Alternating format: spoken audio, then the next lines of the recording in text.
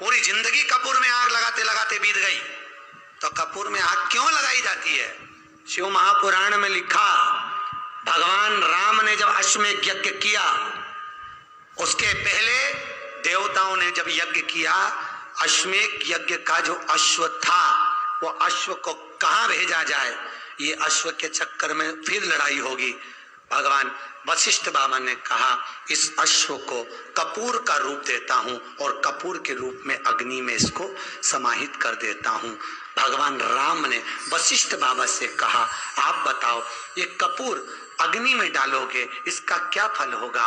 भगवान वशिष्ठ जी ने कहा, आज मैंने अश्वमेध यज्ञ के अश्व को कपूर बनाकर अग्नि में डाला है, इसलिए जिसके यहाँ आरती के बाद में कपूर जलाया जाएगा, उसको एक अश्वमेध यज्ञ का पुण्य फल तुरंत मिल जाएगा।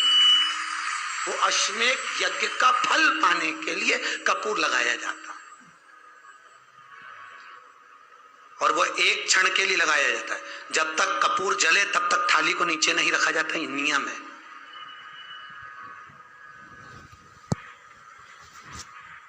पर आज के जमाने में तो आरती चालू हो, जब से कपूर लगा के बैठ जाओ, क्योंकि हवा इतनी चल रही है, कब बुझ जाए। गलत है, शास्त्र विधान के विरुद्ध है, उसकी कोई विशेषता नहीं। आज ये दो बहन की आपस में, ये दो बहनों की कभी नहीं बनी। एक दो बहन का जोड़ा ऐसा है जो गड़बड़ है। एक माता पार्वती और उनकी बड़ी बहन, जम के बोलो, गंगा, और दूसरी यमुना और उनकी छोटी बहन ताप्ती। क्या नाम था? ताप्ती। ये दोनों की कभी नहीं बनी। गंगा ने, पार्वती और गंगा के बीच में विवाद हुआ, आपको कथा में सुनाया। ताप्ती और यमुना के बीच में भी विवाद हुआ। एक दिन यमुना जी का नियम था कि जिस समय यमुना के घाट पर भगवान रास करेंगे, उस समय पर यमुना ठाकुर जी के श्री विग्रह पर आए हुए पसीने को पोंछने के लिए जाएगी। पर आज यमुना का रूप रखकर ताप्ती चली गई, और ताप्ती ने जाकर भगवान के श्री विग्रह के पसीने को पोंछ दिया। तब यमुना जी आकर देखी तो मेरी छोटी बहन यहाँ खड़ी थी। छोटी बहन को देखकर तुरंत यमुना जी को गुस्सा आया। यमुना जी वहां से चली गई। जाकर यमुना महारानी ने ताप्ती से विनती करी, ताप्ती तूने ऐसा क्यों किया? ताप्ती कहती है, मैं कृष्ण को अपना बनाना चाहती हूँ। जानकर माता यमुना ने क्रोध में आकर ताप्ती को श्राप दे दिया। ताप्ती, मैं तुझे श्रापित देती हूं, हे ताप्ती, दुनिया की किसी नदी में अगर अस्थियां विसर्जित होगी, उनको गलने में 44 दिन लगेंगे, पर ताप्ती, तेरे जल में अगर अस्थियां आएंगी तो तू तुरंत भक्षित करेगी, उसको तुरंत समाप्त करेगी। आज भी ताप्ती नदी में किसी अस्थियों को डाला जाता है तो मात्र 1.5 घंटे के अंदर वो अस्थियां जल के राख हो जाती है और पानी में बह जाती है, ताप्ती नदी।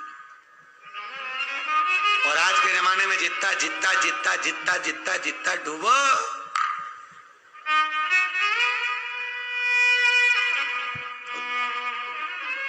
क्यों? पहले के जमाने में वास्तु नहीं होता था दोष,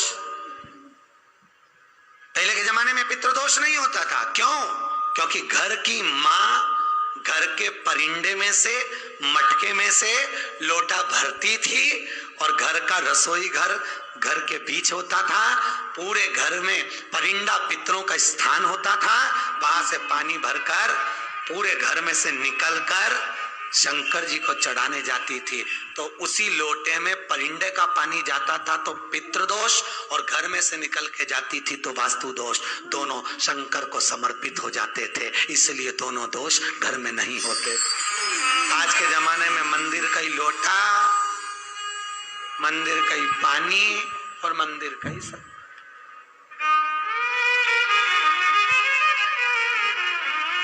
प्रयास करो, एक नियम आप भी चालू करो कि मैं अपने घर से थोड़ा सा पानी लेके भगवान शिव को चढ़ाऊं।